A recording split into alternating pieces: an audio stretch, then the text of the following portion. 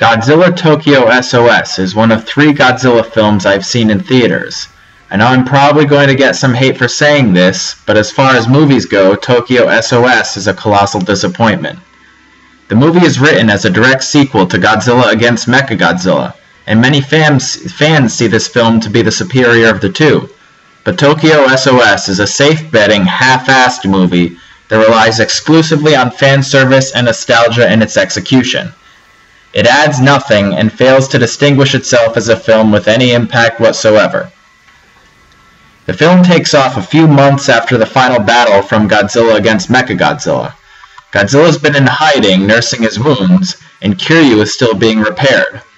I feel this is a pretty cool setup. You never get to see the months of preparation and repair work that obviously go into the upkeep of a giant fighting mech, and it adds dimension to the film, even if nothing else in the movie does.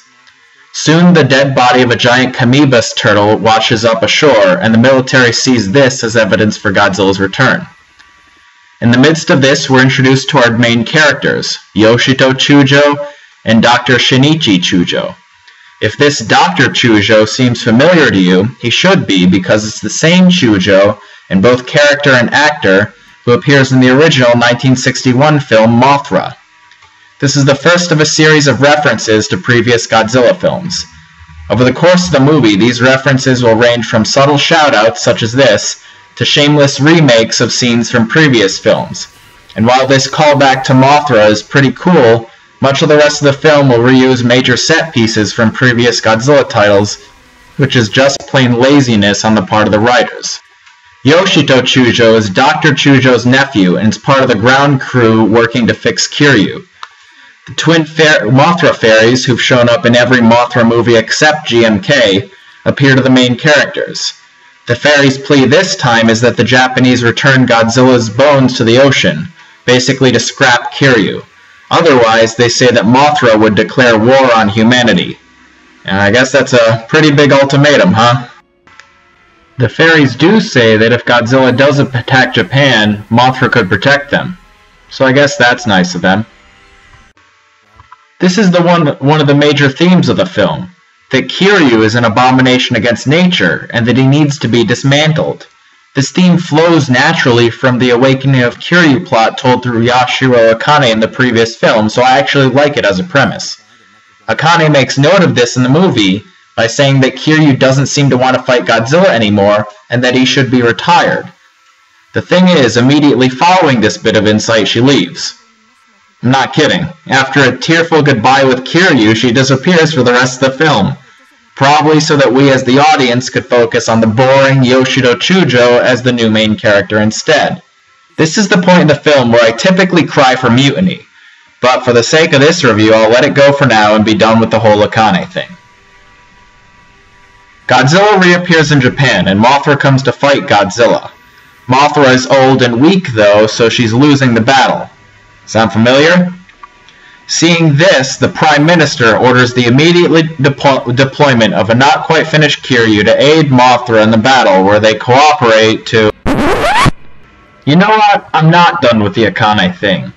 The main character, Yoshito, is just plain unlikable. He's a smarmy, self-important jerk who tends to reject the company of the people around him, and I'm not sure what his character arc is supposed to be. At first he views Kiryu as just a machine, but then he's talking about treating machines with respect the whole movie, and then there's this thing he has with this one girl, and there's some kind of conflict between him and the current pilot, and, it's just such a mess. I can't get around any of these characters. He's written in such a way that he's totally unnecessary to the story as a whole, and as a matter of fact, nearly all the new characters are either shoehorned in, or so unlikable that it's hard to figure out exactly who we're supposed to be rooting for.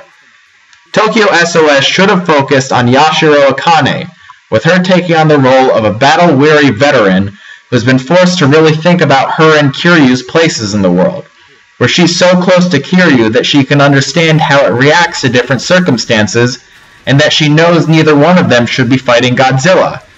This would be a better way of telling the story of Kiryu's final transformation from soulless robot to spirit of Godzilla. It also allows for a fairly strong development of the Akane character, as she's torn between her oath to protect Japan and her understanding that Kiryu and Godzilla both need to rest again. Instead, we have this half-assed plot about Chujo learning how to respect life and care for others or some nonsense like that. It's like if at the end of Fellowship of the Ring, Frodo passed on the ring to his buddy Rando, an unlikable character we've never even heard of before. Or if The Empire Strikes Back followed the story of Spruik Blywalker, Luke's college roommate. You can't make us care about your crappy main characters just because. You have to give us a reason to root for them. Part of the reason the story never gets off the ground is because the writers never stop coddling the fans. Godzilla Tokyo SOS is less of a Godzilla movie and more of a sequence of references to other Godzilla movies. They take so many scenes and cues from other films that I just can't help but laugh at the screenplay's complete lack of originality. From the need to reboot Kiryu by using the same maintenance port as the previous movie, to the twin Mothra fairies appearing to warn the main characters about an aging Mothra, and then hatching twin baby Mothras out of a giant egg. When it comes down to it, Tokyo SOS is just a 90-minute fanfic of Mothra vs. Godzilla and Godzilla against Mechagodzilla Frankenstein together. This movie is not an homage. It's a Godzilla paint-by-numbers. But here's the real kicker. They do a fantastic job at recreating all these scenes. The special effects in this movie are nearly flawless, and it doesn't even matter because they're cheating off the answer sheet. When the Mothra egg hatches and the twin Mothra babies come out, every single time I get to that part, I'm like, oh wow, cool, 2 Mothras. Oh wait a minute! I really try to love this movie. I really do. I mean, the monster battle is just amazing. Possibly the best of the entire series. And the Godzilla suit, if you just look at the eyes, I mean, they're so expressive.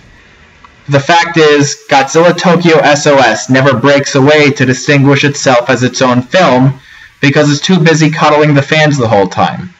In the end, what they've done is repainted the Mona Lisa better than it was before, but you know what? You don't get points for that.